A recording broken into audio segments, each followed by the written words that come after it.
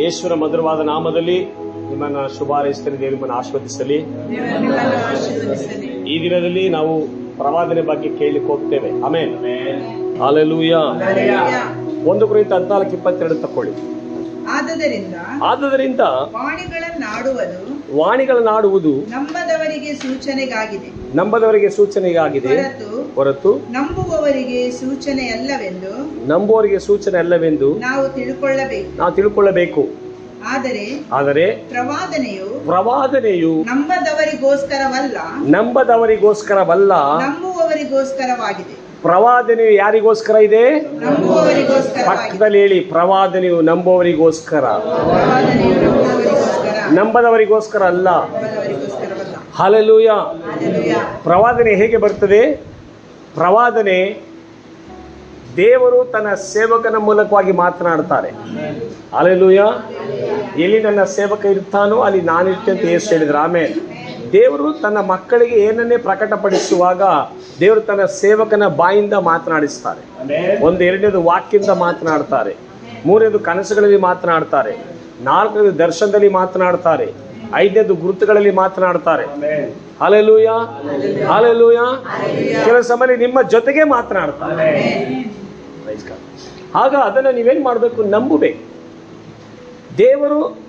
ದೇವ ಸೇವಕರ ಮೂಲಕವಾಗಿ ನಿಮಗೆ ಯಾವುದೇ ಒಂದು ಆಲೋಚನೆ ಕೊಡೋದಾದ್ರೆ ಅದನ್ನು ನೀವು ನಂಬುವಾಗ ನೀವು ನಂಬಿದಂತೆ ನಿಮಗಾಗುತ್ತೆ.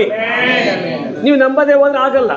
ನಾನು ಕಳೆದ ಸಾರಿ ಕೂಡ ಹೇಳಿದೆ, ಇವತ್ತು ನಮಗೆ ಅನೇಕ ಕ್ರೈಸ್ತರಿಗೇನು ಒಳ್ಳೊಳ್ಳೆ ಉನ್ನತ ಸ್ಥಾನಮಾನದಲ್ಲಿ ಬೆಳೆದಿರುವಂತಹ ಸೇವಕರು ಕೊಡುವ ಆಲೋಚನೆ ಮಾತ್ರ ಪ್ರವಾದನೆ ಆಗಿರ್ತದೆ. ಸಣ್ಣ ಪುಟ್ಟ ಸೇವಕ ಕೊಡುವಂಥ ಆಲೋಚನೆ ಅದು ಪ್ರವಾದನೆ ಆಗಿರಲ್ಲ. ಅವರಿಗೆ ಏನೋ ಸಿಂಪ್ಲಿ ಆಗಿರ್ತದೆ, ಅದನ್ನ ಬಿಟ್ಟೇ ಬಿಡ್ತಾರೆ. ಅದೇ ಒಂದು ದೊಡ್ಡ ಹೆಸರುವಾಸಿ ಆಗಿರುವಂಥ ಸೇವಕ ಕೊಡೋದಾದ್ರೆ ಅದರ ಗಟ್ಟಿಗೆ ಹಿಡಿದು ಜಾಲಾಡಿಸ್ತಾ ಇರ್ತಾರೆ. Praise God. ಆ ಪ್ರವಾದನೆ ಕೊನೆಯವರೆಗೂ ಆಗೋರ್ಗು ಬಿಡಲ್ಲ. Praise God. ಆದರೆ ನಾನೇನು ಹೇಳ್ತೇನೆ ಅಂದರೆ, ದೊಡ್ಡ ಸೇವಕನ ಜೊತೆಯಲ್ಲೂ ಯೇಸುವೆ, ಚಿಕ್ಕ ಸೇವಕನ ಜೊತೆಯಲ್ಲೂ ಯೇಸುವೆ. ಅವರಿಗೆ ದೊಡ್ಡ ಸೇವೆ ಕೊಡಲ್ಪಟ್ಟಿದೆ, ಇವರಿಗೆ ಚಿಕ್ಕ ಸೇವೆ ಕೊಡಲ್ಪಟ್ಟಿದೆ. ಆದರೆ ಕಾರ್ಯ ಮಾಡುವವನು ಒಬ್ಬನೇ, ಪವಿತ್ರ. ಹಲ್ಲೆಲೂಯಾ. ಸೊ ಈ ವಾಕ್ಯದ ಪ್ರಕಟಣೆಗಳನ್ನು ನೀವು ತಿಳ್ಕೊಳ್ಳೋದಾದ್ರೆ ನೀವು ನಂಬ್ತೀರಾ. ಇವತ್ತು ಅನೇಕರಿಗೆ ವಾಕ್ಯದ ಪ್ರಕಟಣೆ ಇಲ್ಲದೆ ಹೋದ ನಿಮಿತ್ತವಾಗಿ ಕೆಲವರು ನಂಬೋದಿಲ್ಲ. Praise God. ಅಲ್ಲ, ದೇವರು ನಮ್ಮ ಸಂಗಡ ಕನಸುಗಳಲ್ಲಿ ಮಾತನಾಡುವಾಗಲೂ ನಂಬಬೇಕು, ದರ್ಶನದಲ್ಲಿ ಮಾತಾಡುವಾಗಲೂ ನಂಬಬೇಕು, ವಾಕ್ಯದ ಮೂಲಕ ಮಾತಾಡುವಾಗಲೂ ನಂಬಬೇಕು, ಸೇವಕರ ಮೂಲಕವಾಗಿ ಮಾತಾಡುವಾಗಲೂ ನಂಬಬೇಕು, ಗುರುತುಗಳಲ್ಲಿ ಮಾತಾಡುವಾಗಲೂ ನಂಬಬೇಕು, ನಿಮ್ಮ ಸಂಗಡವೇ ಮಾತಾಡುವಾಗಲೂ ನಂಬಬೇಕು. ಆಮೇಲೆ ನೀವು ನಂಬಲಿಲ್ಲ, ಅದನ್ನ ಲಕ್ಷ್ಯಕ್ಕೆ ತೆಗೆದುಕೊಳ್ಳಿಲ್ಲ ಅಂದ್ರೆ ಅದು ನಿಮ್ಮ ಜೀವಿತದಲ್ಲಿ ನಡೆಯುವುದಿಲ್ಲ. ಹಲ್ಲೆಲೂಯಾ. ನೋಡಿ, ಯಾವ ಪ್ರವಾದನೆ ಕೂಡ ಅದು ಬಿದ್ದೋಗದೆ, ಪ್ರವಾದನೆ ಅದು ನೆರವೇರ್ತದೆ. ಯಾರಿಗೆ? ನಂಬುವವರಿಗೆ ಮಾತ್ರ. ನಂಬದೇ ಹೋದ್ರೆ ಇಲ್ಲ. ಹಲ್ಲೆಲೂಯಾ. ಅದಕ್ಕೆ ದೇವರೇನು ಹೇಳ್ತಾರೆ? ಪ್ರವಾದನೆ ನಾವು ನಂಬಬೇಕು. ಹಲ್ಲೆಲೂಯಾ. ಪ್ರವಾದನೆ ನಂಬಬೇಕು, ಪ್ರವಾದಿಸುವುದಕ್ಕೆ ನೀವು ಮುಂದೆ ಬರಬೇಕು. ಹಲ್ಲೆಲೂಯಾ. ನೋಡಿ, ದೇವರು ಹೇಳ್ತಾರೆ ನೋಡಿ, 1 ಕೊರಿಂಥ 14:1-2 ವಾಕ್ಯ ಓದಿ. ಪ್ರೀತಿಯನ್ನು ಅಭ್ಯಾಸ ಮಾಡಿಕೊಳ್ಳಿರಿ. ಆದರೂ ಪವಿತ್ರಾತ್ಮನಿಂದ ಉಂಟಾಗುವ ವರಗಳನ್ನು ಅವುಗಳೊಳಗೆ ವಿಶೇಷವಾಗಿ ಪ್ರವಾದಿಸುವ ವರವನ್ನೇ ಆಸಕ್ತಿಯಿಂದ ಅಪೇಕ್ಷಿಸಿರಿ. ಹಲ್ಲೆಲೂಯಾ. ನೋಡಿ, ದೇವರು ಪೌಲನ ಮೂಲಕ ಕೊರಿಂಥ ಸಭೆಯವರಿಗೆ ಹೇಳ್ತಾನೆ. ದೇವರು ಹೇಳ್ತಾರೆ, ಏನು ಹೇಳಿದ್ರೆ? ಪ್ರೀತಿಯನ್ನು ಅಭ್ಯಾಸ ಮಾಡಿಕೊಳ್ಳಿರಿ, ಆದರೂ ಪವಿತ್ರಾತ್ಮನ ಉಂಟಾಗುವ ವರಗಳನ್ನು ಅವುಗಳೊಳಗೆ ವಿಶೇಷವಾಗಿ ಪ್ರವಾದಿಸುವ ವರವನ್ನೇ ಆಸಕ್ತಿಯಿಂದ ಅಪೇಕ್ಷಿಸಿರಿ. ಹಲ್ಲೆಲೂಯಾ. ಯಾಕೆ ಪ್ರವಾದಿಸುವ ವರವನ್ನು ಆಸಕ್ತಿಯಿಂದ ಅಪೇಕ್ಷಿಸಬೇಕು? ಈ ಪ್ರವಾದನೆ ವರದಲ್ಲಿ 3 ಕಾರ್ಯಗಳು ನಡೆಯುತ್ತೆ. ಪ್ರವಾದನೆ ವರದಲ್ಲಿ ಎಷ್ಟು ಕಾರ್ಯಗಳು ನಡೆಯುತ್ತೆ? 3 ಕಾರ್ಯಗಳು. ಏನು ನಡೆಯುತ್ತೆ ಅದರಲ್ಲಿ? ಬನ್ನಿ, 1 ಕೊರಿಂಥ 14:26 ವಾಕ್ಯ. ಹಾಗಾದರೇನು ಸಹೋದರರೇ, ನೀವು ಕೂಡಿ ಬಂದಿರುವಾಗ ಒಬ್ಬನು ಹಾಡುವುದು, ಒಬ್ಬನು ಉಪದೇಶ ಮಾಡುವುದು, ಒಬ್ಬನು ತನಗೆ ಪ್ರಕಟವಾದದ್ದನ್ನು ತಿಳಿಸುವುದು, ಒಬ್ಬನು ವಾಣಿಯನ್ನಾಡುವುದು, ಒಬ್ಬನು ಅದರ ಅರ್ಥವನ್ನು ಹೇಳುವುದು ಉಂಟಷ್ಟೇ. ನೀವು ಏನು ನಡೆಸಿದರೂ ಭಕ್ತಿ ವೃದ್ಧಿಗಾಗಿಯೇ ನಡೆಸಿರಿ. ನೋಡಿ, ನಾವು ಏನೇ ಮಾಡಿದ್ರು ಕೂಡ ಭಕ್ತಿ ವೃದ್ಧಿಗಾಗಿ ಮಾಡಬೇಕು. ಹೆಸರು ಮಾಡ್ಲಿಕ್ಕಲ್ಲ, ಹಣ ಮಾಡ್ಲಿಕ್ಕಲ್ಲ. ಯಾವುದಕ್ಕೋಸ್ಕರ ಮಾಡಬೇಕು? ಭಕ್ತಿ ವೃದ್ಧಿಗಾಗಿ ಮಾಡಬೇಕು. ಇತರರ ಭಕ್ತಿ ವೃದ್ಧಿ, ನಮ್ಮ ಭಕ್ತಿ ವೃದ್ಧಿ, ಸಭೆಯ ಭಕ್ತಿ ವೃದ್ಧಿ, ದೇವ ಜನರ ಭಕ್ತಿ ವೃದ್ಧಿ, ಅಂದ್ರೆ ವೃದ್ಧಿ ಆಗುವುದಕ್ಕೋಸ್ಕರವಾಗಿ, ಹೆಸರು ಬರುವುದಕ್ಕೋಸ್ಕರ ಅಲ್ಲ, ಹಣ ಮಾಡ್ಲಿಕ್ಕೋಸ್ಕರ ಅಲ್ಲ, ನೇಮು ಫೇಮ ಬರ್ಲಿಕ್ಕಲ್ಲ, ಭಕ್ತಿ ವೃದ್ಧಿ. ಕ್ರಿಸ್ತನಲ್ಲಿ ಇರುವಂತಹ ದೇವ ಜನರ ಅವರೊಳಗಡೆ ಭಕ್ತಿ ವೃದ್ಧಿ, ಸಭೆ ಒಳಗಡೆ ಭಕ್ತಿ ವೃದ್ಧಿಗಾಗಿ ಮಾಡ್ಬೇಕು. ಆಮೇಲೆ ಮುಂದೆ ನೀವು ಏನು ನಡೆಸಿದರೂ ಭಕ್ತಿ ವೃದ್ಧಿಗಾಗಿಯೇ ನಡೆಸಿರಿ. ಭಕ್ತಿ ವೃದ್ಧಿಗಾಗಿ ನಡೆಸಿರಿ. ವಾಣಿಯನ್ನಾಡುವುದಾದರೆ ಇಬ್ಬರು ಅಥವಾ ಅವಶ್ಯಕವಿದ್ದರೆ ಮೂವರಿಗಿಂತ ಹೆಚ್ಚಿಲ್ಲದೆ ಒಬ್ಬೊಬ್ಬರಾಗಿ ಮಾತಾಡಬೇಕು ಮತ್ತು ಒಬ್ಬನೇ ಅರ್ಥವನ್ನು ಹೇಳಬೇಕು. ಅರ್ಥವನ್ನು ಹೇಳುವವನಿಲ್ಲದಿದ್ದರೆ ವಾಣಿಯನ್ನಾಡುವವನು ಸಭೆಯಲ್ಲಿ ಸುಮ್ಮಗಿರಲಿ, ತನ್ನೊಂದಿಗೆಯೂ ದೇವರೊಂದಿಗೆಯೂ ಮಾತಾಡಿಕೊಳ್ಳಲಿ. ಪ್ರವಾದಿಗಳು ಇಬ್ಬರಾಗಲಿ ಮೂವರಾಗಲಿ ಮಾತಾಡಲಿ. ಮಿಕ್ಕಾದವರು ಕೇಳಿ ವಿವೇಚನೆ ಮಾಡಲಿ. ಸಾಕು. ಆದರೆ ನೋಡಿ, ಪ್ರವಾದಿಸುವಾಗ ವಿವೇಚನೆ ಮಾಡುವವರಾಗಿರ್ಬೇಕು. ನಾವು ಪ್ರವಾದನೆ ಮಾಡುವಾಗ ವಿವೇಚನೆ ಉಳ್ಳವರಾಗಿರಬೇಕು. ಈ ಪ್ರವಾದನೆ ಮಾಡುವಾಗ ನಾವು ವಿವೇಚಿಸುವಂತ ಸಮಯದಲ್ಲಿ ವಿವೇಚಿಸಿ ತಿಳ್ಕೊಳ್ಳುವಾಗ, ಯಾರು ವಿವೇಚಿಸಿ ತಿಳ್ಕೊಳ್ತಾರೋ ಅವರ ಒಳಗಡೆ ಆ ಪ್ರವಾದನೆ ಕೇಳುವಾಗ, ಪ್ರವಾದನೆ ಮಾಡುವಾಗ 3 ಸಂಗತಿಗಳು ನಡೆಯುತ್ತೆ. 14ನೇ ಅಧ್ಯಾಯ 3ನೇ ವಾಕ್ಯ, 1:14-3. ಪ್ರವಾದಿಸುವವನಾದರೂ ಮನುಷ್ಯರ ಸಂಗಡ ಮಾತಾಡುವವನಾಗಿ, ನೋಡಿ, ಮನುಷ್ಯರ ಸಂಗಡ ಮಾತಾಡುವವನಾಗಿ ಅವರಿಗೆ ಭಕ್ತಿ ವೃದ್ಧಿಯನ್ನು, ನೋಡಿ, ಅವರಿಗೆ ಭಕ್ತಿ ವೃದ್ಧಿ. ನಂಬರ್ 1 ಯಾವುದು? ಭಕ್ತಿ ವೃದ್ಧಿ. ನಂಬರ್ 2 ಪ್ರೋತ್ಸಾಹವನ್ನು, ನಂಬರ್ 3 ಸಂತೈಸುವಿಕೆಯನ್ನು ಉಂಟು ಮಾಡುತ್ತಾನೆ. Amen, hallelujah. ಪ್ರವಾದನೆಯಲ್ಲಿ 3 ಕಾರ್ಯಗಳು ನಡೆಯುತ್ತೆ. ಯಾವ್ಯಾವುದು? ಭಕ್ತಿ ವೃದ್ಧಿ, ಪ್ರೋತ್ಸಾಹ, ಸಂತೈಸುವಿಕೆ. ಭಕ್ತಿ ವೃದ್ಧಿ, ಪ್ರೋತ್ಸಾಹ, ಸಂತೈಸುವಿಕೆ. ಈ ಪ್ರವಾದಿಸುವಂತ ವ್ಯಕ್ತಿ ಜನರ ಭಕ್ತಿಯನ್ನು ವೃದ್ಧಿ ಮಾಡುವನಾಗಿರ್ತಾನೆ, ಪ್ರೋತ್ಸಾಹಿಸುವನಾಗಿರ್ತಾನೆ, ಅವ್ರನ್ನ ಸಂತೈಸುವನಾಗಿ ಕಂಫರ್ಟ್ ಮಾಡುವನಾಗಿರ್ತಾನೆ. ಈ ಪ್ರವಾದನೆ 3 ಕಾರ್ಯಗಳು ನಡೆಯುತ್ತೆ. ಆಮೇಲೆ ಕೆಲವು ಸಮಯದಲ್ಲಿ ಅವನು ಎಚ್ಚರಿಸುವನಾಗಿರ್ತಾನೆ. ಪ್ರವಾದ ಏನ್ ಮಾಡ್ತಾನೆ? ಎಚ್ಚರಿಸುವನಾಗಿರ್ತಾನೆ. ಪ್ರವಾದನೆ ಬಂದು ನಮ್ಮನ್ನು ಎಚ್ಚರಿಸುತ್ತೆ. ನಾವು ಎಚ್ಚೆತ್ತುಕೊಳ್ಳದೆ ಹೋದ್ರೆ ನಾವು ಸಿಕ್ಕಿ ಬೀಳ್ತೇವೆ. ದೇವರು ಮಾತಾಡಿದಾಗಲೂ ಕೂಡ ನಾವು ಎಚ್ಚೆತ್ತುಕೊಳ್ಳದೆ ಹೋದ್ರೆ ನಾವು ಸಿಕ್ಕಿ ಬೀಳ್ತೇವೆ. ಹಲ್ಲೆಲೂಯಾ. ಅದಕ್ಕೆ ದೇವರ ಮಕ್ಕಳು ಪ್ರವಾದನೆಯನ್ನು ಏನ್ ಮಾಡಬಾರ್ದು? ನಾವು ನೀರೈಸಬಾರ್ದು, ಆಲಸ್ಯ ಮಾಡಬಾರ್ದು. 1 ಥೆಸಲೋನಿಕ 5ನೇ ಅಧ್ಯಾಯ 19 ಮತ್ತು 20ನೇ ವಾಕ್ಯ. ಪವಿತ್ರಾತ್ಮನನ್ನು ನಂದಿಸಬೇಡಿರಿ. ನೋಡಿ, ಅಲ್ಲಿ ವಾಕ್ಯ ಹೇಳ್ತದೆ, ಪವಿತ್ರಾತ್ಮನನ್ನು ನಂದಿಸಬೇಡಿರಿ, ಪ್ರವಾದನೆಗಳನ್ನು ಹೀನೈಸಬೇಡಿರಿ. ನೋಡಿ, ಪವಿತ್ರಾತ್ಮನನ್ನು ನಂದಿಸಬೇಡಿರಿ, ಪ್ರವಾದನೆಗಳನ್ನು ಹೀನೈಸಬೇಡಿರಿ. ನೋಡಿ, ದೇವ್ರ ಮಕ್ಕಳು ಏನ್ ಮಾಡ್ತಾರೆ? ಪ್ರವಾದಿಸುವಂತ ವ್ಯಕ್ತಿಯನ್ನೇ ಅವರು ವಿರೋಧಿಸುವಾಗ ಅವರ ಒಳಗಡೆ ಪವಿತ್ರಾತ್ಮನೇ ವಿರೋಧಿಸಿದ ಹಾಗೆ. ಹಲ್ಲೆಲೂಯಾ. ಪ್ರವಾದಿಸುವಂತ ವ್ಯಕ್ತಿಯನ್ನು ನಾವು ವಿರೋಧಿಸುವಾಗ, ದೂಷಿಸುವಾಗ, ನಿಂದಿಸುವಾಗ ನಾವು ಪವಿತ್ರಾತ್ಮನನ್ನು ನಿಂದಿಸಿ ದೂಷಿಸುವ ಹಾಗೆ. ಹಲ್ಲೆಲೂಯಾ. ಅದಕ್ಕೆ ದೇವರ ಮಕ್ಕಳು ಪ್ರವಾದಿಸುವಂತ ವ್ಯಕ್ತಿಯನ್ನ ನಾವು ನಿಂದಿಸುವವರಾಗಿರಬಾರ್ದು, ದೂಷಿಸಬಾರ್ದು, ಅವರಿಗೆ ವಿರುದ್ಧವಾಗಿ ನಾವು ಏನನ್ನು ಕೂಡ ಮಾತನಾಡಬಾರ್ದು. ಹಲ್ಲೆಲೂಯಾ. ಯಾಕೆಂದ್ರೆ ದೇವರು ಏನನ್ನ ಪ್ರವಾದಿ ಸೇವಕರ ಮೂಲಕ ಮಾತನಾಡ್ತಾರೋ ಅದು ನಮ್ಮ ಭಕ್ತಿ ವೃದ್ಧಿಗಾಗಿರುತ್ತೆ, ನಮ್ಮ ಪ್ರೋತ್ಸಾಹಕ್ಕಾಗಿರುತ್ತೆ, ಮಾತ್ರವಲ್ಲ ನಮ್ಮನ್ನ ಸಂತೈಸುವಿಕೆಯಾಗಿರುತ್ತೆ, 4 ನಮ್ಮನ್ನು ಎಚ್ಚರಿಸುವುದಕ್ಕಾಗಿರುತ್ತೆ. ಹಲ್ಲೆಲೂಯಾ. ನಾವು ಅದನ್ನ ರಿಸೀವ್ ಮಾಡದೆ ಹೋದ್ರೆ ಇದು 4 ನಾವು ಕಳ್ಕೊಳ್ತೀವಿ. ಭಕ್ತಿ ವೃದ್ಧಿ ಕಳ್ಕೊಳ್ತೇವೆ, ಪ್ರೋತ್ಸಾಹ ಕಳ್ಕೊಳ್ತೇವೆ, ಸಂತೈಸುವಿಕೆ ಕಳ್ಕೊಳ್ತೇವೆ, ಎಚ್ಚರವಾಗಿರುವುದನ್ನ ಕಳ್ಕೊಳ್ತೇವೆ. ಯಾವಾಗ ಇದು 4 ಕಳ್ಕೊಳ್ತೇವೆ ನಾವು ಇಕ್ಕಟ್ಟಲ್ಲಿ ಸಿಕ್ಕಿ ಬೀಳ್ತೇವೆ, ಕಷ್ಟದಲ್ಲಿ ಸಿಕ್ಕಿ ಬೀಳ್ತೇವೆ, ಸಮಸ್ಯೆಯಲ್ಲಿ ಸಿಕ್ಕಿ ಬೀಳ್ತೇವೆ. ಹಲ್ಲೆಲೂಯಾ. ಈ ದೇವರ ಆತ್ಮ ನಮ್ಮ ಸಂಗಡ ಮಾತನಾಡಿದಾಗಲೂ ಕೂಡ ನಾವು ಎಚ್ಚೆತ್ತುಕೊಳ್ಳದೆ ಹೋದ್ರೆ ಅದು ದೇವರ ತಪ್ಪಲ್ಲ, ಅದು ನಮ್ಮ ತಪ್ಪು. ಹಲ್ಲೆಲೂಯಾ. ನಾನು ಕಳಸಾರಿ ಹೇಳಿದೆ ಆಮೋಸ 3:7 ಏನು? ಆಮೋಸ 3ನೇ ಅಧ್ಯಾಯ 7ನೇ ವಾಕ್ಯ. ಕರ್ತನಾದ ಯೆಹೋವನು ತನ್ನ ಸೇವಕರಾದ ಪ್ರವಾದಿಗಳಿಗೆ ತನ್ನ ರಹಸ್ಯವನ್ನು ತಿಳಿಸದೆ ದೇವರ ಮಕ್ಕಳ ಒಳಗಡೆ ಈ ತಿಳುವಳಿಕೆ ಇರಬೇಕು. ದೇವರು ಯಾವುದೇ ಒಂದು ವಿಷಯವನ್ನು ಕೂಡ ತನ್ನ ಸೇವಕರಿಗೆ, ತನ್ನ ಪ್ರವಾದಿಗಳಿಗೆ ತಿಳಿಸಿಯೇ ಮಾಡೋದು. ಕಳಸಾರ ನಾನು ಹೇಳಿದೆ, ಸೊದೋಮ್ ಗೊಮೋರ ಪಟ್ಟಣವನ್ನು ನಾಶ ಮಾಡಲಿಕ್ಕೆ ಬಂದಾಗ ದೇವರು ಏನು ಮಾಡ್ತಾರೆ? ಸೊದೋಮ್ ಗೊಮೋರ ಪಟ್ಟಣವನ್ನು ನಾಶ ಮಾಡುವುದು ಅಬ್ರಾಮನಿಗೆ ತಿಳಿಸಿದೆ, ನಾನು ಮಾಡಬಾರದು ಅಬ್ರಾಹ್ಮನಿಗೆ ತಿಳಿಸದೆ ಮಾಡಿದರೆ ತಪ್ಪಾಗುತ್ತೆ ಅಂತೇಳಿ ಏನು ಮಾಡ್ತಾರೆ ದೇವರು? ಅಬ್ರಾಹ್ಮನಿಗೆ ಬಂದು ಅದನ್ನು ತಿಳಿಸ್ತಾರೆ. ಆಗ ಅಬ್ರಾಹ್ಮ ಏನು ಮಾಡ್ತಾನೆ? ದೇವರೇ, ಪಾಪಿಗಳ ಸಂಗಡ ಯಥಾರ್ಥವಂತರನ್ನು ನೀತಿವಂತರನ್ನು ನಾಶ ಮಾಡಿಬಿಡ್ತೀಯಾ ಕೇಳ್ತಾರೆ. ದೇವ್ರು ಹೇಳ್ತಾರೆ, ಇಲ್ಲಪ್ಪ. ಹಾಗಾದ್ರೆ ದೇವರೇ, ಒಂದು 50 ಜನ ಇದ್ರೆ ಉಳಿಸ್ಕೊಡ್ತೀಯಾ? ಖಂಡಿತ. ದೇವರೇ, 45 ಜನ ಇದ್ರೆ ಉಳಿಸ್ತೀಯಾ? ಖಂಡಿತ. ದೇವರೇ, ಅವನಿಗೆ ಡೌಟು. ದೇವರೇ, ಒಂದು 40, ಪ್ರೈಸ್ ಗಾಡ್. ಒಂದು 35, ದೇವರೇ ಒಂದು 25, ಒಂದು 20, ದೇವರ 10 ಅನ್ನುವಾಗ ಅದೇನು ಮಾಡ್ತಾರೆ ಕೇಳಿಸ್ಕೊಂಡು, ಇನ್ನು ಬಿಟ್ಟರೆ ಒಬ್ಬರು ದೇವ್ರಂತಾನೆ, ಒಬ್ಬರೇ ಇದ್ರೆ ದೇವ್ರಂತಾನೆ. ಅದಕ್ಕೆ ದೇವ್ರೇನು ಮಾಡ್ತಾರೆ? ಇನ್ನು ಅವನಿಗೇನು ಉತ್ತರ ಕೊಡೋಕ್ಕಾಗಲ್ಲ ದೇವರು. ಹಲ್ಲೆಲೂಯಾ, ಹೌದಲ್ಲ? ಅದಕ್ಕೇನು ಮಾಡ್ತಾರೆ ದೇವರು? ಅಬ್ರಾಹ್ಮನ್ ಬಿಟ್ಟು ಹೋಗ್ಬಿಡ್ತಾರೆ. ಅಲ್ಲಿ ಊರಲ್ಲಿ ಇದ್ದಿದ್ದು ಒಂದೇ ಕುಟುಂಬ, ನೀತಿವಂತಿಕೆ ಕುಟುಂಬ. ಯಾವುದು? ಲೋಟನ ಕುಟುಂಬ. ಆಗ ದೇವರೇನು ಮಾಡ್ತಾರೆ ನೋಡಿ, ಒಬ್ಬರಿದ್ರು ಕೂಡ ದೇವರು ಆ ಸೊದೋಮರ ಪಟ್ಟಣವನ್ನು ಅವನ ಸಮೇತ ನಾಶ ಮಾಡಲಿಲ್ಲ. ದೇವರು ಅವನನ್ನು ತೆಗೆದುಕೊಂಡೋಗಿ ಸೇಫಾದ ಸ್ಥಳಕ್ಕೆ ಬಿಟ್ಟು ದೇವರ ಸೊದೋಮರ ಪಟ್ಟಣದ ಮೇಲೆ ದೇವರ ಅಗ್ನಿ ಗಂಧಕಗಳನ್ನು ಸುರಿಸ್ತಾರೆ. ಹಲ್ಲೆಲೂಯಾ. Our God faithful. ದೇವ್ ನಂಬಿಗಸ್ತನು. ನಂಬಿದನ್ನ ಕೈ ಬಿಡುವ ದೇವರಲ್ಲ. ಹಲ್ಲೆಲೂಯಾ. ನಂಬಿದ ನೀತಿವಂತರನ್ನ, ಆತನ ಮಕ್ಕಳನ್ನ ದೇವರು ನಾಶ ಮಾಡುವ ದೇವರಲ್ಲ.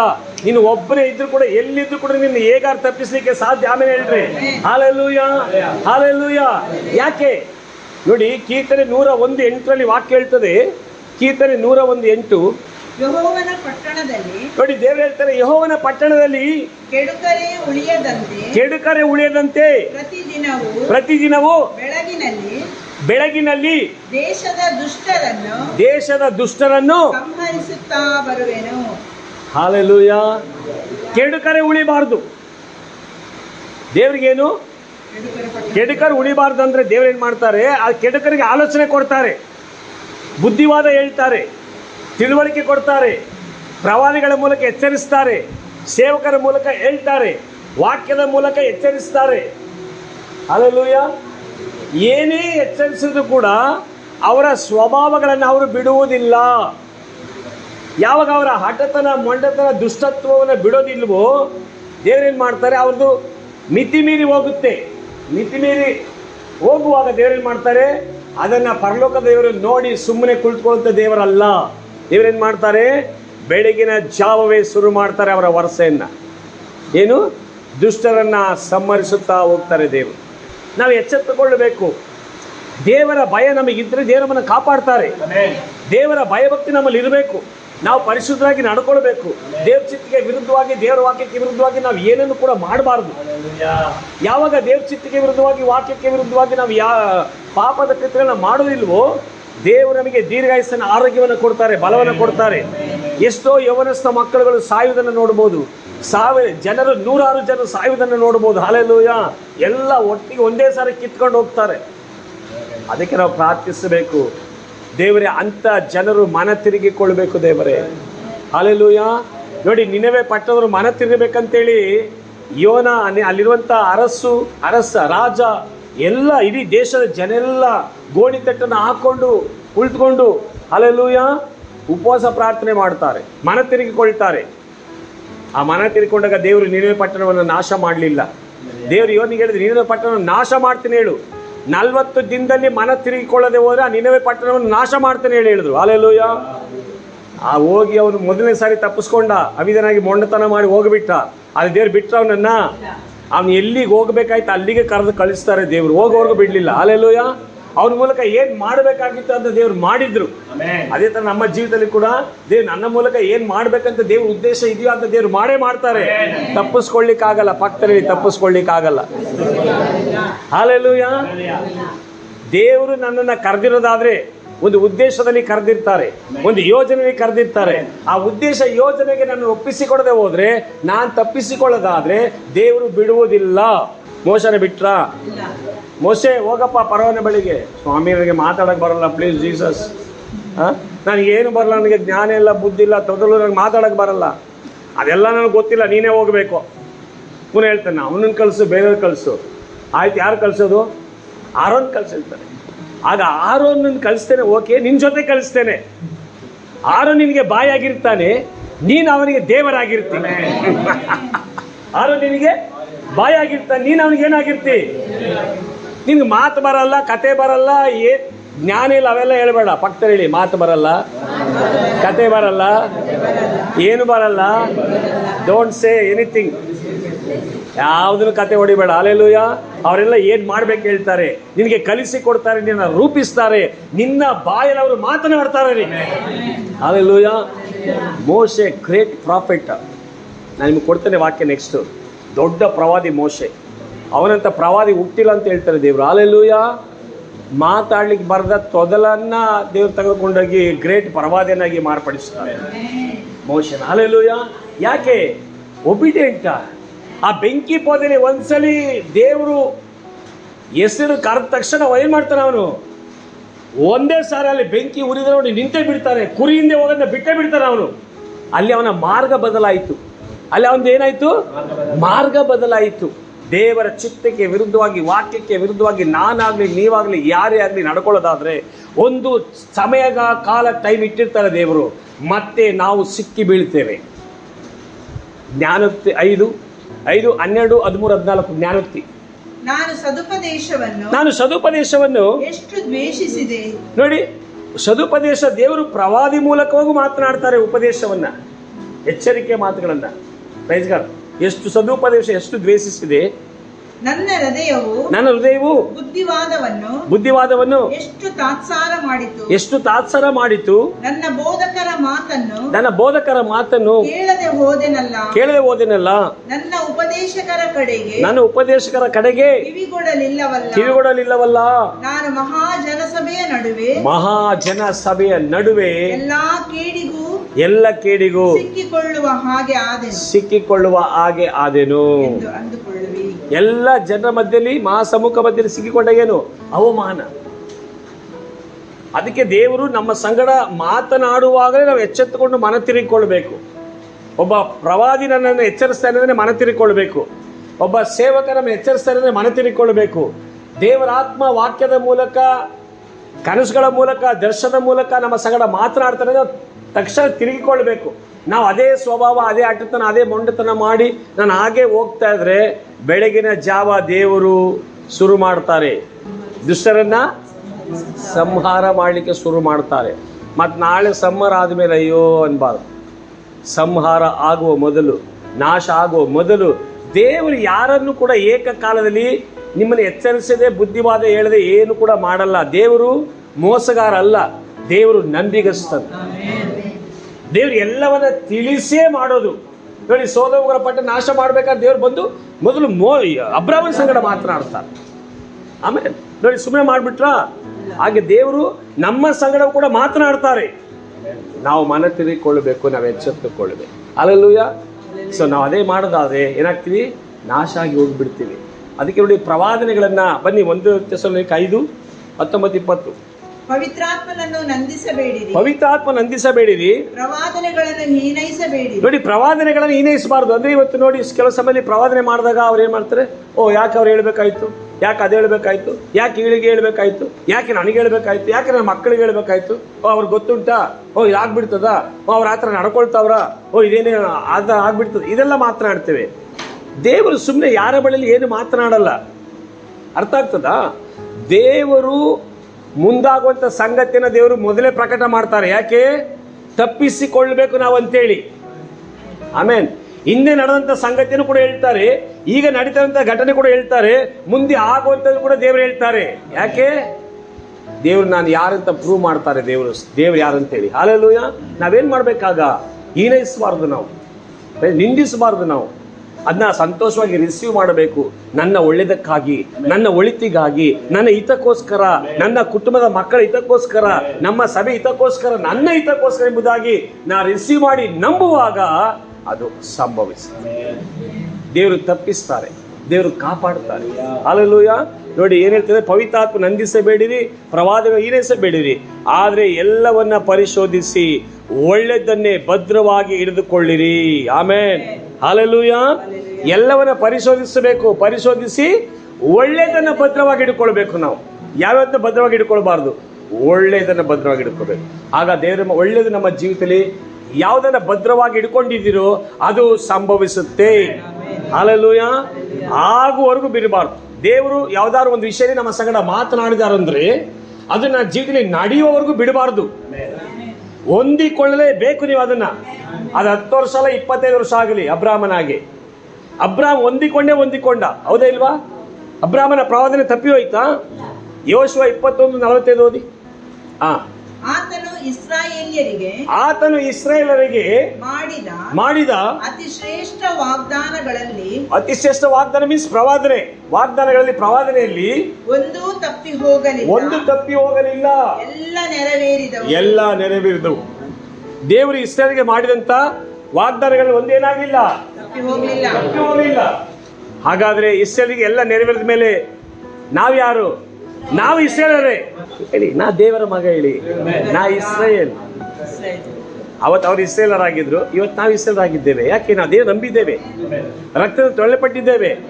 ಆತನ ಮಕ್ಕಳಾಗಿ ನಮ್ಮ ದೇವರು ಆರಿಸಿಕೊಂಡಿದ್ದಾರೆ, ಆತನ ಮಕ್ಕಳಾಗಿ ಮಾಡಿದ್ದಾರೆ. ಆಮೇಲೆ ಅವತ್ತು ಅವ್ರಿಗೆ ಮಾಡಿದ ವಾಗ್ದಾನ ಒಂದು ತಪ್ಪಿ ಹೋಗ್ಲಿಲ್ಲಂತೆ. ಅದೇ ವಾಗ್ದಾನ ಇವತ್ತು ದೇವ್ರು ನಮಗೆ ಮಾಡುವಾಗ ನಮಗೆ ತಪ್ಪಿ ಹೋಗ್ತದಾ? ಅವರು ವಾಗ್ದಾನ ಮಾಡಿದ ದೇವರೇ ನಮಗೆ ವಾಗ್ದಾನ ಮಾಡ್ತಾ ಇರೋದು. ಅವರ ದೇವರೇ ನಮ್ಮ ದೇವರು, ನಮ್ಮ ದೇವರೇ ನಿಮ್ಮ ದೇವರು. ಆಮೇಲೆ ಹೇಳಿ, ಅವರದನ್ನ ನೆರವೇರಿಸಿದ ಮೇಲೆ ನನಗೂ ನಿನಗೂ ದೇವರು ನೆರವೇರಿಸಿಕೊಡು.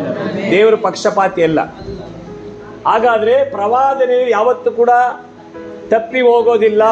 ಪ್ರವಾದನೆ ನೆರವೇರ್ತದೆ. ಯಾರಿಗೆ? ನಂಬುವವರಿಗೆ. ಅದಕ್ಕೆ ಪ್ರವಾದನೆಗಳನ್ನ ಹೀನೈಸಬಾರದು, ಪವಿತ್ರಾತ್ಮನನ್ನ ನಿಂದಿಸಬಾರದು, ವಿರುದ್ಧವಾಗಿ ಮಾತನಾಡಬಾರದು. ಗೀತ 105:15. ನಾನು ಅಭಿಷೇಕಿಸಿದವರನ್ನು ನೋಡಿ, ದೇವರು ಹೇಳ್ತಾರೆ, ನಾನು ಅಭಿಷೇಕಿಸಿದವರನ್ನು ಮುಟ್ಟಬಾರದು. ನನ್ನ ಪ್ರವಾದಿಗಳಿಗೆ ಯಾವ ಕೇಡನ್ನು ಮಾಡಬಾರದು. ದೇವರು ಹೇಳ್ತಾರೆ, ನಾನು ಅಭಿಷೇಕಿಸಿದವರನ್ನು ಮುಟ್ಟಬಾರದು, ನನ್ನ ಪ್ರವಾದಿಗಳಿಗೆ ಯಾವ ಕೇಡನ್ನು ಮಾಡಬಾರದು. ದೇವರ ಸೇವಕಗಳಿಗೆ, ದೇವರ ಪ್ರವಾದಿಗಳಿಗೆ ನಾವು ಯಾವ ಕೇಡನ್ನು ಮಾಡಬಾರದು, ನಿಂದಿಸಬಾರದು, ವಿರೋಧಿಸಬಾರದು, ದೂಷಿಸಬಾರದು, ಅವ್ರನ್ನ ಇಷ್ಟ ಬಂದಾಗೆ ಮಾತನಾಡಬಾರದು. ನಿಮಗೆ ಅದು ಬೇಡ ಅಂತ ನೀವು ಮೌನಾಗಿದ್ದು ಬಿಡಿ, ಮಾತಲಿಕ್ಕೆ ಹೋಗಬೇಡಿ. Praise God. ಯಾಕೆ? ನೀವು ಮಾತನಾಡುವಾಗ ನೀನು ಇಕ್ಕಟ್ಟಿಗೆ ಗುರಿ ಆಗ್ತಿ, ನೀವು ದೇವರ ಕೋಪಕ್ಕೆ ಗುರಿ ಆಗ್ತಿ. ಮತ್ತೆ ಸಮಸ್ಯೆ ಅಂದ್ರೆ ಸಮಸ್ಯೆ ಯಾಕೆ ಬಂತು? ಸಮಸ್ಯೆಗೆ ಕಾರಣ ಯಾರು? ನಾನೇ, ಬೇರೆ ಯಾರು ಅಲ್ಲ. ಕೆಲವು ಸಲ ಮಾಟ ಮಂತ್ರಗಳು ಸಂಭವಿಸುತ್ತೆ, ಬೇರೆಯವ್ರು ಮಾಡಿ ಅಲ್ಲ. ನಾವೇ ಅವಿದ್ಯರಾಗಿ ಮೊಂಡತನ ಮಾಡುವಾಗ ಕೆಲವು ಮಾಟ ಮಂತ್ರ ಶಕ್ತಿಯ ಅನುಭವ ನಮ್ಗಾಗುತ್ತೆ. 1 ಸಾಮುವೇಲ 15:22-23. 1 ಸಾಮುವೇಲ 15:22-23. ಅದಕ್ಕೆ ಸಮುವೇಲನು ಯೆಹೋವನು ವಿಧೇಯತ್ವಕ್ಕೆ ಮೆಚ್ಚುವಷ್ಟು ಯಜ್ಞ ಹೋಮಗಳಿಗೆ ಮೆಚ್ಚುತ್ತಾನೋ. ಯಜ್ಞವನ್ನು ಅರ್ಪಿಸುವುದಕ್ಕಿಂತ ಮಾತು ಕೇಳುವುದು ಉತ್ತಮವಾಗಿದೆ. ದೇವರಿಗೆ ಏನಿಷ್ಟ ಹೇಳಿ? ಯಜ್ಞ ಹೋಮ ದೇವರಿಗೆ ಇಷ್ಟ ಇಲ್ಲ. ದೇವರಿಗೆ ಇಷ್ಟ ದೇವ್ರ ಮಾತನ್ನ ಕೇಳೋದು ದೇವರಿಗೆ ಇಷ್ಟ. ಪಕ್ಕದಲ್ಲಿ ಹೇಳಿ, ಯಜ್ಞ ಹೋಮ ದೇವರಿಗೆ ಇಷ್ಟ ಇಲ್ಲ. ನೀನು ಮೊದಲು ಮಾತು ಕೇಳಬೇಕು. ನೀ ಮಾತು ಕೇಳು, ನೀನು ಏನು ಮಾಡಬೇಡ, ಅಷ್ಟೇ ದೇವರಿಗೆ ಸ್ಯಾಟಿಸ್ಫೈಡ್. ದೇವರು ತೃಪ್ತಿ ದೇವರಿಗೆ. ನೋಡಿ ಅಲ್ಲಿ ಮುಂದೆ ಹೇಳ್ತದೆ, ಟಗರುಗಳ ಕೊಬ್ಬಿಗಿಂತ ವಿಧೇಯತ್ವವು ವಿಶೇಷವಾಗಿದೆ. ನೋಡಿ, ವಿಧೇಯತ್ವ ವಿಶೇಷವಾಗಿರುತ್ತೆ. ಅವಿಧೇಯತ್ವವು ಮಂತ್ರತಂತ್ರಗಳಷ್ಟೇ ಕೆಟ್ಟದ್ದಾಗಿರುವುದು. ಸಾಕು. ಅವಿಧೇಯತ್ವ ನೋಡಿ, ನಾವ್ ಹೇಳ್ಬಲ್ಲ ಲಾಸ್ಟ್ಗೆ ಮಾಟ ಯಾರೋ ಮಾಡಿದ್ರು, ಮಂತ್ರ ಯಾರೋ ಮಾಡಿದ್ರು ಅಂತೇಳಿ. ನಮ್ಮ ಅವಿಧೇಯತ್ವ, ನಮ್ಮ ಮಾಟತನ, ನಮ್ಮ ಮೊಂಡತನವೇ ನಮಗೆ ಮಾಟ ಮಂತ್ರದ ಅದು ಮಾಟ ಮಂತ್ರ ಮಾಡಿದ್ರೆ ಏನು ಕಾರ್ಯಗಳಾಗುತ್ತೋ ಆ ಕಾರ್ಯಗಳು ನಮ್ಮ ಜೀವಿತದಲ್ಲಿ ಉದ್ಭವ ಆಗ್ತದೆ. ಅದಕ್ಕೆ ನಾವೇನು ಮಾಡಬೇಕು? ದೇವರ ಮಾತಿಗೂ ದೇವರಿಗೆ ಅವಿಧರಾಗಿ ಹೋಗಬಾರ್ದು. ನಾವು ದೇವರು ಹೇಳುವಾಗ, ಪ್ರವಾದಿಗಳು ನಮ್ಮ ಕುರಿತಾಗಿ ಮಾತಾಡುವಾಗ, ದೇವರಾತ್ಮ ಮಾತಾಡುವಾಗ, ದೇವರ ವಾಕ್ಯ ಮಾತಾಡುವಾಗ ನಾನು ಒಪ್ಪಿಸಿ ವಿಧೇಯನಾಗಬೇಕು. ನೋಡಿ, ಒಂದು ವ್ಯಕ್ತಿ ನನ್ನ ದೃಷ್ಟಿಗೆ ಸರಿ ಕಾಣಿಲ್ಲ ಅಂತ ನ್ಯಾಯ ಮಾಡ್ತಾರೆ, ಸಿಕ್ತವ್ರಿಗೆಲ್ಲ ಹೇಳ್ತಾರೆ ಅವನು ಸರಿಯಿಲ್ಲ. ಹೇಗೆ ಸರಿಯಿಲ್ಲ ಅಂತ ನೀನು ಹೇಳ್ತಿ? ಅವ್ರು ಹೇಳಿದಂತ ಆಲೋಚನೆಗೆ, ವಾಕ್ಯಕ್ಕೆ ಒಪ್ಪಿ ವಿಧೇಯನಾಗ್ಲಿಕ್ಕೆ ಮನಸ್ಸಿಲ್ಲದೆ ಹೋದ ನಿಮಿತ್ತವಾಗಿ ನೀನು ಹೇಳ್ತೀಯಾ ಅವ್ನು ಸರಿಯಿಲ್ಲ ಅಂತ ಹೇಳ್ತೀಯಾ? ಒಪ್ಪಿ ವಿಧೇಯನಾಗಿದ್ರೆ ನೀನು ಹೇಳ್ತಿದ್ರೆ ಸರಿ ಅಂತ ಹೇಳ್ತಿದ್ದೆ ಅವನ್ನ ನೀನು. ಆದರೆ ನೀನು ಒಪ್ಪಿ ವಿಧೇಯನಾಗಲಿಕ್ಕೆ ಮನಸ್ಸಿಲ್ಲದೆ ಹೋದಾಗ ಅವ್ರು ಸರಿ ಇಲ್ಲ, ಅವ್ರ ಪ್ರಾರ್ಥನೆ ಸರಿ ಇಲ್ಲ. ದೇವ ದೃಷ್ಟಿಗೆ ಆ ವ್ಯಕ್ತಿ ಸರಿಯಾಗಿದ್ದಾನೆ, ಆದರೆ ನೀನೇ ಸರಿ ಇಲ್ಲ. ಆದರೆ ನಿನ್ನ ಅವಿಧೇಯತನ, ಆಟತನ, ಮೊಂಡತನದಿಂದ ನಿನಗೆ ಆ ಮಾಟ ಮಂತ್ರ ಶಕ್ತಿಗಳು ನಿನ್ನ ಕುಟುಂಬದಲ್ಲಿ, ನಿನ್ನ ಜೀವಿತದಲ್ಲಿ ತಲೆ ಎತ್ತುತ್ತಾ ಇದೆ. ಎಲ್ಲಿವರೆಗೆ?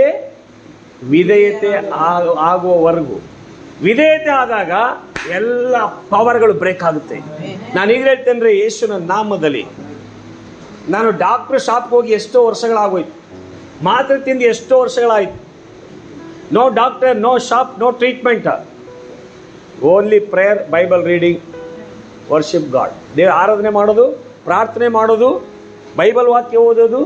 ಏನೇ ಸಮಸ್ಯೆ ಬಂತ ಕೈ ಇಟ್ಟು ಪ್ರಾರ್ಥನೆ ಮಾಡು, ಮುಂದೆ ಓಡು. ಕೈ ಇಟ್ಟು ಪ್ರಾರ್ಥನೆ ಮಾಡುವಾಗಲೇ ದೇವರು ಬಿಡುಗಡೆ ಕೊಡ್ತಾರೆ. ಅದು ಯಾವ ಪವರ್ ನನ್ನ ವರ್ಕ್ ಮಾಡ್ಲಿಕ್ಕೆ ಬಂದ್ರು ಕೂಡ ಆ ಪವರ್ ನನ್ನ ಒಳಗಡೆ ಇರುವ ಯೇಸುವಿನ ಪವರ್ ಮುಂದೆ ಝೀರೋ. ಲೋಕದಲ್ಲಿ ಇರುವವನಿಗಿಂತಲೂ ನನ್ನ ಒಳಗಡೆ ಇರುವವನು ಸರ್ವಶಕ್ತನು. ಸ್ವಲ್ಪ ಪವರ್ ಆಗಿ ಹೇಳಿ, ಸ್ವಲ್ಪ ಕೈ ಕಾಲು ಅಲ್ಲಾಡಿಸಿ ಹೇಳಿ, ಲೋಕದಲ್ಲಿ ಇರುವವನಿಗಿಂತಲೂ ಹೇಳಿ, ಲೋಕದಲ್ಲಿ ಇರುವವನಿಗಿಂತಲೂ ನನ್ನ ಒಳಗಡೆ ಇರುವವನು ಆತ ಸರ್ವಶಕ್ತನು. The name of Jesus. ನೋಡಿ, ಪವರ್ಗಳು ಬ್ರೇಕ್ ಆಗ್ತವೆ, ಬಲಗಳು ಮುರಿಯಲ್ಪಡುತ್ತೆ, ಕಟ್ಟುಗಳು ಅಳಿಯಲ್ಪಡುತ್ತೆ, ಅವನ ಕಾರ್ಯಗಳು ಬಂಧಗಳು ಬಿಚ್ಚಲ್ಪಡುತ್ತೆ. ಯೇಸುವಿನ ಉನ್ನತಿಗೆತ್ತುವಾಗ, ಆತ ನಾಮನ್ನು ಮಹಿಮೆಪಡಿಸುವಾಗ ಅವನ ಬಲಗಳು ಒಡೆಯಲ್ಪಡುತ್ತೆ. ಕದಲ್ತಾನೆ ರೀ ಅವನು. ಹಲ್ಲೆಲೂಯಾ. ಸೊ ನಾವು ಅವಿಧರಾಗಿ ಮೊಂಡರಾಗಿ ಹೋಗಬಾರ್ದು. ಹಲ್ಲೆಲೂಯಾ. ದೇವರ ಆಲೋಚನೆ ಕೊಡುವಾಗ, ದೇವರ ಸಂಗಡ ಮಾತಾಡುವಾಗ ನಾವು ವಿಧೇಯರಾಗಬೇಕು, ವಿರೋಧಿಸಬಾರದು. ನಾವೇನ್ ಮಾಡ್ತೇವೆ? ವಿರೋಧಿಸ್ತೇವೆ, ದೂಷಿಸ್ತೇವೆ, ನಿಂದಿಸ್ತೇವೆ, ಎಲ್ಲ ಮಾಡ್ತೇವೆ. ಯಾರಂತನೂ ನೋಡಲ್ಲ, ಅವ್ರ ಪ್ರವಾದಿ ಅಂತನೂ ನೋಡಲ್ಲ, ಪಾಸ್ಟ್ ಅಂತನೂ ನೋಡಲ್ಲ. ಪ್ರತಿಯೊಂದು ವ್ಯಕ್ತಿಯನ್ನು ನಾವು ಹೊರಗಡೆ ಮಾತ್ರ ನೋಡ್ತೇವೆ ಅಷ್ಟೇ. ಪ್ರತಿಯೊಂದು ವ್ಯಕ್ತಿ ನಾವು ಹೊರಗಡೆ ಮಾತ್ರ ನೋಡ್ತೇವೆ, ಆದ್ರೆ ಅವನ ಒಳಗಡೆ. ನಾನು ಹೇಳ್ತೇನೆ ಯಾವಾಗಲೂ, ಎಲ್ಲರೂ ಜಕ್ಕಾಯನನ್ನ ಹೊರಗಡೆಯಿಂದ ಮಾತ್ರ ನೋಡಿದ್ದು. ಯಾರನ್ನ? ಜಕ್ಕಾಯನನ್ನ. ಹೌದಿಲ್ವಾ? ಆದ್ರೆ ಅವನ ಒಳಗಡೆ ಏನಿತ್ತು? ಯೇಸು. ದಾಹ ಇತ್ತು, ರಕ್ಷಣೆ ಹೊಂದ್ಕೊಂಡಿದ್ದ. ಅವನು ರಕ್ಷಣೆ ಹೊಂದ್ಕೊಂಡ್ಮೇಲೂ, ಯೇಸು ಅವನ ಮನೆಯಿಂದ ಹೊರಗಡೆ ಬಂದ್ಮೇಲೂ ಲೋಕ ನೋಡಿ ಹೇಳ್ತದೆ, ಜಕಾಯ ಪಾಪಿ, ಜಕಾಯ ಪಾಪಿ. ಯಾಕೆ? ಅವನು ಮೊದಲಿದ್ದಂಥ ಕ್ಯಾರೆಕ್ಟರನ್ನೇ ಅವನು ಸಾಯೋವರೆಗೂ ಹೇಳ್ತಾ ಇರ್ತಾರೆ ಕೆಲವು ಜನ. ಅವನು ಪಾಪಿ, ಅವನು ಪಾಪಿ, ಅವ್ರು ಅದು ಮಾಡುದು, ಈಗ ಮಾಡುದು, ಅದು ಮಾಡುದು ಯಾಕೆ? ನಮ್ದು ಅವ್ರಿಗೆ ನೋಟೆಡ್ ಆಗ್ಬಿಟ್ಟಿರ್ತದೆ. ಆದ್ರೆ ನಾವು ಯೇಸು ನಂಬಿದ್ದೇವೆ, ನಾವು ಪ್ರಾರ್ಥನೆ ಮಾಡ್ತಾ ಇದ್ದೇವೆ, ಎಲ್ಲ ಬಿಟ್ಟಿದ್ದೇವೆ, ಪರಿಶುದ್ಧರನ್ನಾಗಿ ಮಾಡಿದ್ದಾರೆ, ನೀತಿವಂತರನ್ನಾಗಿ ಮಾಡಿದ್ದಾರೆ, ಆತನ ಮಕ್ಕಳಾಗಿ ಮಾಡಿದ್ದಾರೆ. ಅದು ಯಾವಾಗ ಅವ್ರಿಗೆ ಗೊತ್ತಾಗಲ್ಲ. ಒಳಗಡೆದು ಹೊರಗಡೆದು ನೋಡಿ ಮಾತನಾಡ್ತಾರೆ. ಹಲ್ಲೆಲೂಯಾ. ಲಾಸ್ಟ್ಗೆ ಸಿಕ್ಕಿ ಬೀಳೋದು ಯಾರು? ಅದಕ್ಕೆ ನಾನು ಯಾವಾಗ ಹೇಳ್ತೇನೆ, ಹೊರಗಡೆ ನಿಂತ್ಕೊಂಡು ಜಕ್ಕಾಯನ ಪಾಪಿ ಪಾಪಿ ಅಂದವರೆಲ್ಲ ಪಾಪಿಗಳಾಗಿ ಇದ್ದಾರೆ, ಜಕ್ಕಾಯ ಪರಿಶುದ್ಧನಾಗಿ ಮಾರ್ಪಟ್ಟಿದ್ದಾನೆ. ನೋಡಿ, ದಾವಿದನ್ನು ಕೂಡ ಜನ ಹಾಗೆ ಹೇಳಿದ್ದು. ಈ ದಾವಿದ ನೋಡು, ಉರಿಯನ ಹೆಂಡತಿನ ಹಾಳು ಮಾಡ್ದ, ಉರಿಯನನ್ನ ಇದ್ದ ಕಣದಲ್ಲಿ ನಿಲ್ಲಿಸಿ ಸಾಯಿಸ್ದ, ಕೊಲ್ಲಿಸ್ದ. ಈ ದೇವರು ನೋಡು, ಅದು ಇವನ್ನ ಅರಸನನ್ನಾಗಿ ಮಾಡ್ತಾರೆ ನೋಡು. ಆ ಬಿಟ್ಟೆಲ್ಲ ನೋಡು ದೇವರು ನೋಡಿ, ಇವನು ಪಾಪಿ, ಸರಿಯಿಲ್ಲ ಇವರು ದಾವಿದ. ಆದರೆ ದಾವಿದ ಪಶ್ಚಾತ್ತಾಪ ಹೊಂದಿದ್ದು, ದಾವಿದ ಮನ ತಿರುಗಿದ್ದು ಯಾರಿಗಾದ್ರೂ ಗೊತ್ತುಂಟಾ? ಜನರಿಗೆ ಗೊತ್ತಿಲ್ಲ. ಆದರೆ ಅವನು ಮನ ತಿರುಗಿದ್ದಾನೆ, ದೇವರವನ್ನ ಕ್ಷಮಿಸಿದ್ದಾರೆ, ಅವನ ಪರಿಶುದ್ಧ ಮಾಡಿದ್ದಾರೆ, ಅಭಿಷೇಕ ಮಾಡಿದ್ದಾರೆ, ರಾಜನಾಗಿ ದೇವರು ಇಟ್ಟಿದ್ದಾರೆ. ಮಾತ್ರವಲ್ಲ, ನನ್ನ ಹೃದಯಕ್ಕೆ ಒಪ್ಪುವನು ಮೆಚ್ಚುವವನಂತ ದೇವರು ಹೇಳ್ತಾ ಇದ್ದಾರೆ. ನನ್ನ ಹೃದಯಕ್ಕೆ ಒಪ್ಪುವನು, ನಾ ಮೆಚ್ಚುವನಂತ ದೇವರು ಹೇಳ್ತಾರೆ. ಹೃದಯದ ಇಷ್ಟವನ್ನೆಲ್ಲ ನೆರವೇರಿಸು ಅಂತ ಹೇಳ್ತಾರೆ. ಆಗ ನೋಡಿ, ಲೋಕ ದೃಷ್ಟಿಗೆ ದಾವಿದ ಯಾರು? ಪಾಪಿ, ಕೊಲೆಗಾರ, ವ್ಯಭಿಚಾರಿ. ಆದರೆ ದೇವರ ದೃಷ್ಟಿಯಲ್ಲಿ ಅವನೇನಾಗಿರ್ತಾನೆ? ಇದನ್ನು ತಿಳಿದಂಥ ನಾವುಗಳು ಯಾವುದೇ ಕಾರಣಕ್ಕೂ ಯಾರ ಕುರಿತಾಗಿ ಅವರ ಔಟರ್ ಅನ್ನು ನೋಡಿ ಮಾತನಾಡಬಾರದು. ಅವರ ಹೊರಗಡೆ ನೋಟವನ್ನು ನೋಡಿ, ಅವರ ಜೀವಿತ ನೋಡಿ ಮಾತನಾಡಬಾರದು. ಯಾಕೆ? ಅವರ ಇನ್ನರ್ ಡಿಫ್ರೆಂಟ್ ಆಗಿರ್ತದೆ. ಅವರ ಒಳಗಡೆ ಜೀವಿತ ದೇವರಿಗೆ ಮೆಚ್ಚಿಯಾದ ಜೀವಿತವಾಗಿರ್ತದೆ. ಅವರನ್ನ ದೇವರು ಉನ್ನತಿಯಿಂದ ಉನ್ನತಿಗೆ ತಗೊಂಡೋಗ್ತಾ ಇರ್ತಾನೆ. ನೋಡಿ, ಅವರು ಅಭಿವೃದ್ಧಿ ಆಗ್ತಾನೆ ಇರ್ತಾರೆ. ಈಗ ನನ್ನನ್ನೇ ಇದೇ ಪಟ್ಟಣ ಎಷ್ಟು ನನ್ನನ್ನು ಕಂಪ್ಲೀಟ್ ವಾಶ್ ಔಟ್ ಮಾಡಿ ಈ ಪಟ್ಟಣದಲ್ಲಿ ಇರಬಾರ್ದಂತ ತೀರ್ಮಾನ ಮಾಡಿದ್ರು. ಆದ್ರೆ ಈ ಪಟ್ಟಣದಲ್ಲಿ ಇದ್ದು ನಾವು ಉನ್ನತಿಯಿಂದ ಉನ್ನತಿಗೆ ಹೋಗ್ತಾ ಇದ್ದೀನಿ.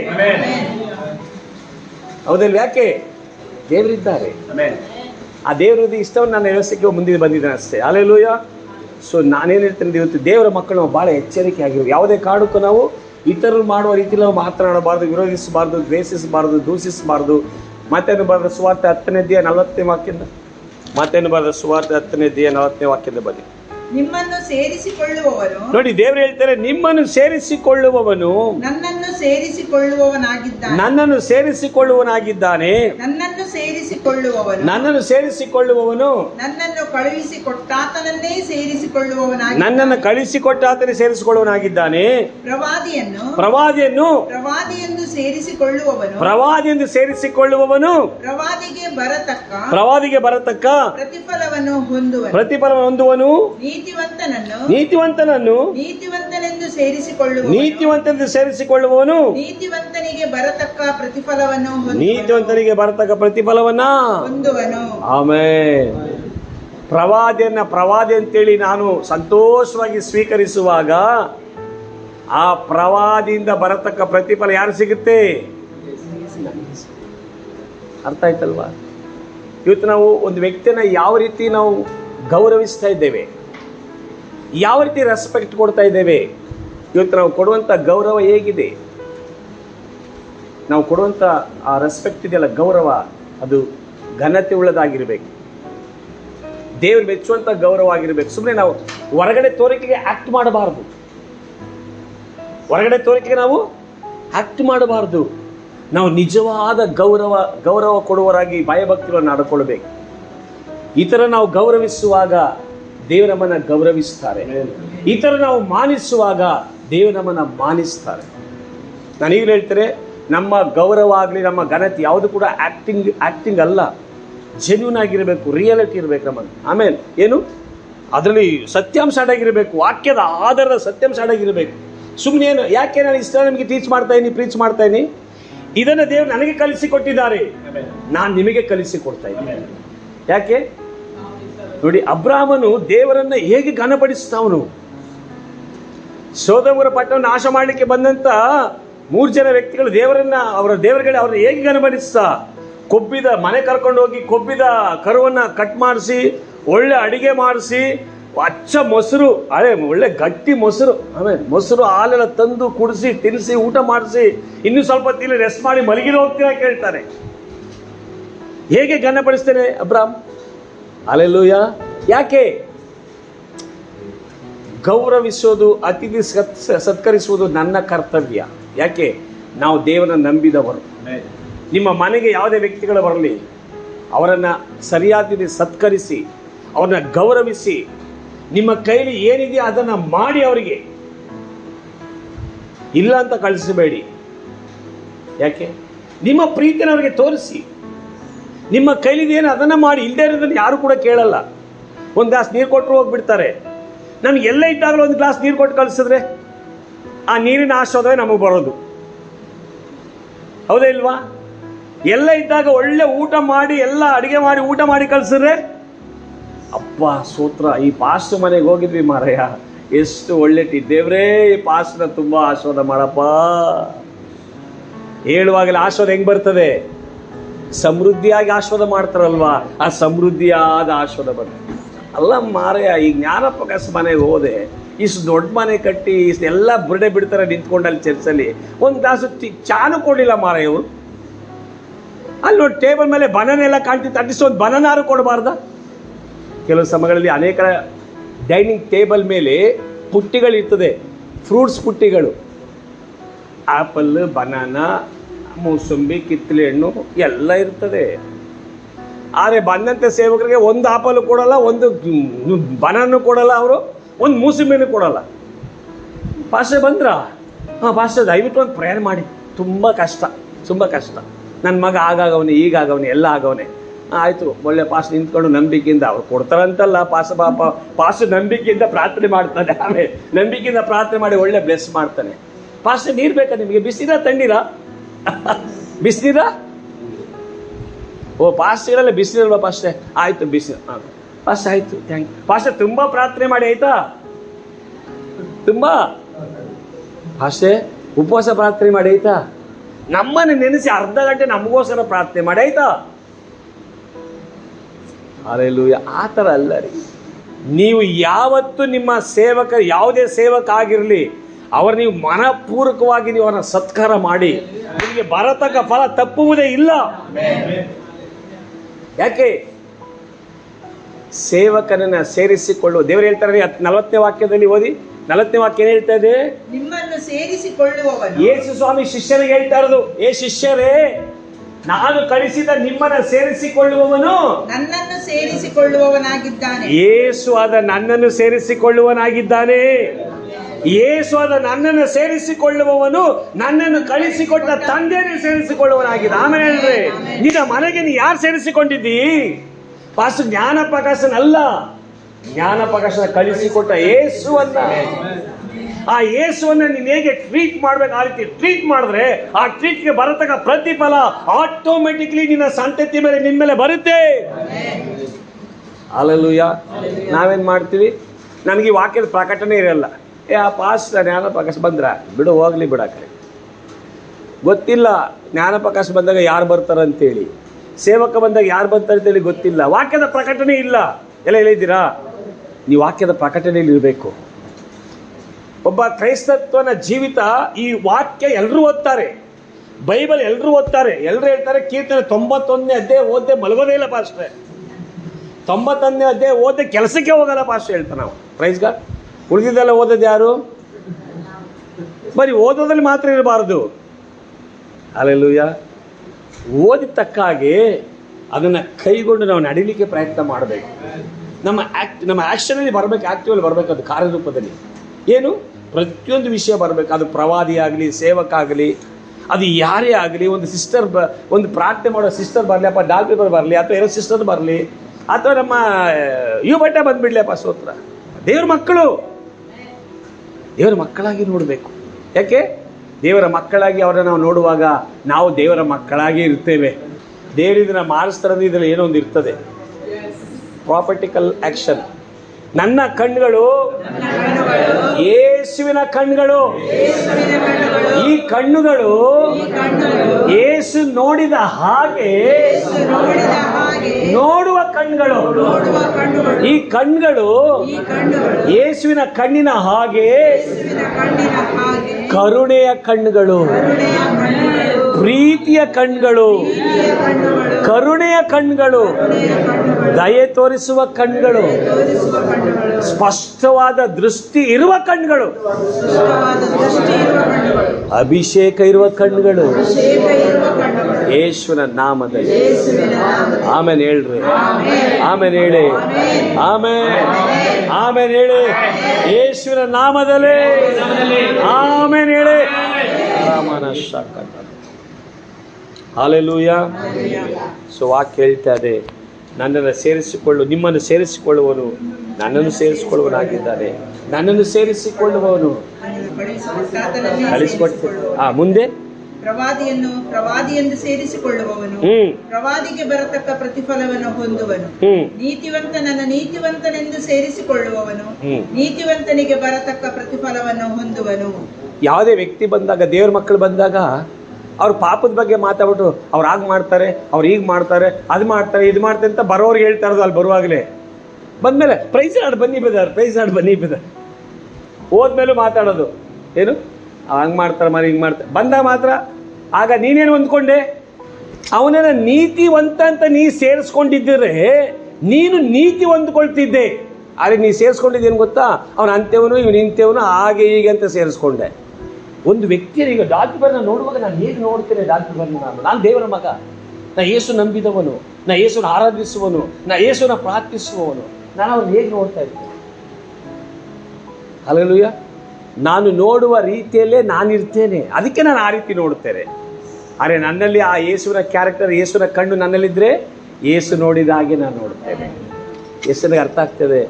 ಇದನ್ನೆಲ್ಲ ನಾವು ಈ ವಾಕ್ಯದ ಪ್ರಕಟಣೆ ಜೀವನ ಮಾಡುವಾಗ ನಾವು ಯೇಸುವಿನ ಹಾಗೆ ಆಗ್ತೇವೆ. ಆ ಯೇಸುವಿನಲ್ಲಿರುವಂಥದ್ದು ನಮ್ಮಲ್ಲಿರ್ತದೆ. ಆ ಯೇಸು ಮಾಡಿದಾಗೆ ನಾವು ಮಾಡ್ತೇವೆ, ಯೇಸು ನೋಡಿದಾಗೆ ನಾವು ನೋಡ್ತೇವೆ, ಯೇಸು ಮಾಡಿದಾಗೆ ನಾವು ಮಾಡ್ತೇವೆ, ಯೇಸು ಮಾತನಾಡಿದಾಗೆ ನಾವು ಮಾತನಾಡ್ತೇವೆ. ಅನೇಕರು ನಮ್ಮ ಒಳಗಡೆ ಯೇಸುವನ್ನು ನೋಡ್ತಾರೆ. ಹಲ್ಲೆಲೂಯಾ. ಯಾಕಂದರೆ ಈ ಪ್ರಕಟಣೆಗಳು ಇವತ್ತು ಎಷ್ಟೋ ವಿಶ್ವಾಸಗಳು ಅಳವಡಿಸಿಕೊಳ್ಳೋದಿಲ್ಲ. ವಿಶ್ವಾಸಗಳಾಗಿರ್ತಾರೆ, ದೇವರನ್ನು ನಂಬಿರ್ತಾರೆ, ಕ್ರೈಸ್ತರಂತ ಹೇಳ್ತಾರೆ, ಎಲ್ಲ ಹೇಳ್ತಾರೆ. ಬಟ್ ಸ್ವಭಾವಗಳನ್ನು ಹುಡುಕುವಾಗ ಭಯಂಕರ ಕಷ್ಟ. ಆದರೆ ಈ ವಾಕ್ಯ ಕೇಳುವಂಥ ನಾವುಗಳು ನಮ್ಮನ್ನು ನಾವು ಸರಿಪಡಿಸಿಕೊಳ್ಳಬೇಕು. ಆಮೇಲೆ ಹೇಳಿ, ಹಾಲೆಲೂಯ, ಹಾಲೆಲೂಯ.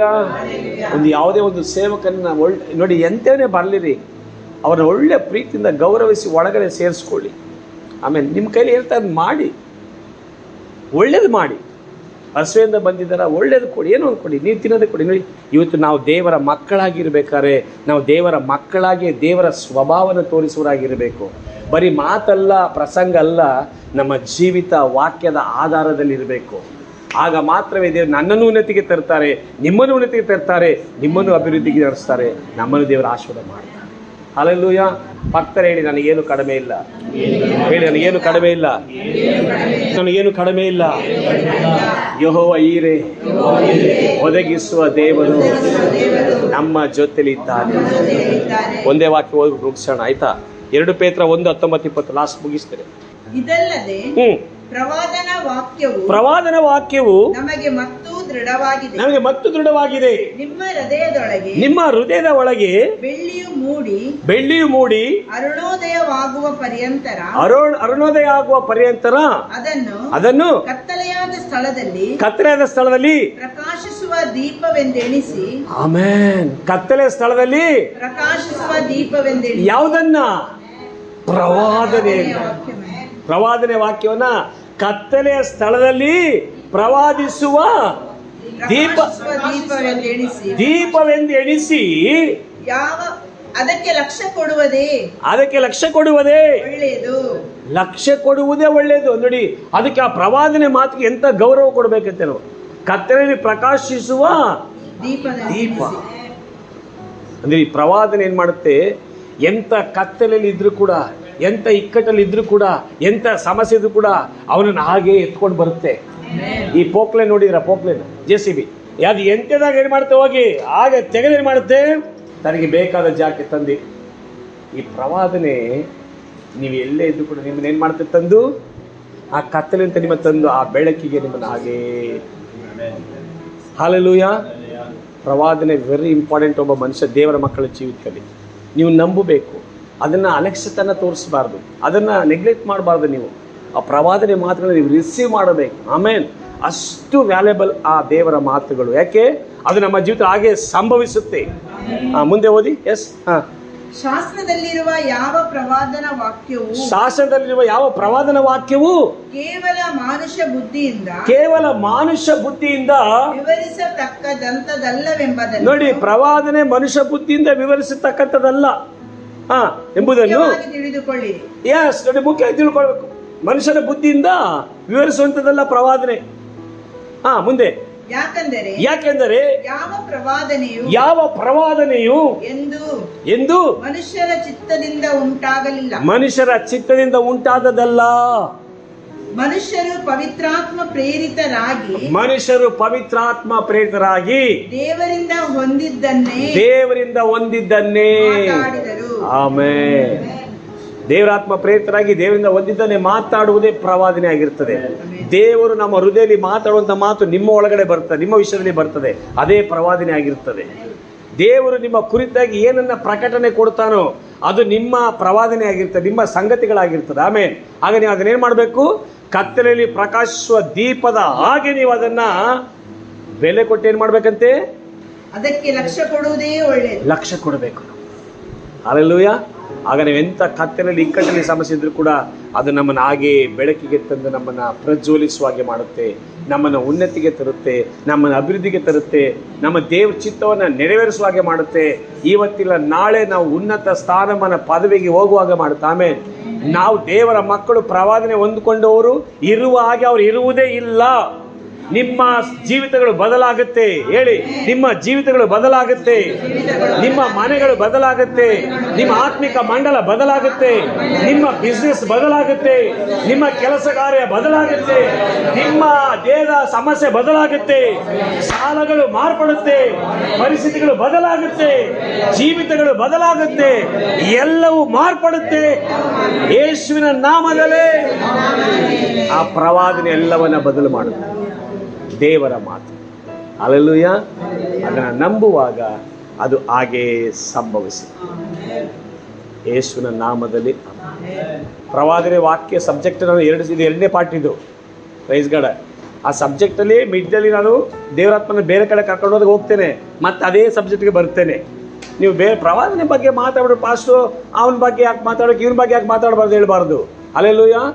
ಅದು ದೇವರಮ್ಮನ ಎಕ್ಸಾಂಪಲ್ ಕೊಟ್ಟು ಕರೆದುಕೊಂಡು ಹೋಗೋದು ಅಲ್ಲಿಗೆ, ಮತ್ತೆ ಇಲ್ಲಿಗೆ ಬರ್ತೇವಲ್ಲ. ಅದನ್ನು ನೀವು ಕೇಳುವಾಗ ಅರ್ಥ ಆಗುತ್ತೆ. ಆಗ ದೇವರಾತ್ಮ ನಿಮ್ಮ ಒಳಗಡೆ ಬಲವಾದ ಕಾರ್ಯ ಮಾಡ್ತಾರೆ. ಆಮೇಲೆ ನಮ್ಮ ಜೀವಿತ ಈ ಪ್ರವಾದನೆ ಟೋಟಲ್ ಮಾರ್ಪಡಿಸುತ್ತೆ. ನಿಮ್ಮ ಪರಿಸ್ಥಿತಿಗಳು, ನಿಮ್ಮ ಮಕ್ಕಳು, ನಿಮ್ಮ ಜೀವಿತ, ನಿಮ್ಮ ಬಿಸ್ನೆಸ್, ನಿಮ್ಮ ಕೆಲಸ ಕಾರ್ಯ, ನಿಮ್ಮ ಆರೋಗ್ಯ ಎಲ್ಲವನ್ನ ಟೋಟಲಿ ಬದಲು ಮಾಡುತ್ತೆ. ಕತ್ತಲೆಯಿಂದ ನಮ್ಮನ್ನ ಬೆಳಕಿಗೆ ತಂದು ಹಾಗೇ ಉನ್ನತಿಗೆ. ಆಮೇಲೆ ಹಲ್ಲೆಲೂಯಾ. ದೇವರು ನಿಮ್ಮನ್ನ ಆಶೀರ್ವಾದ ಮಾಡಲಿ.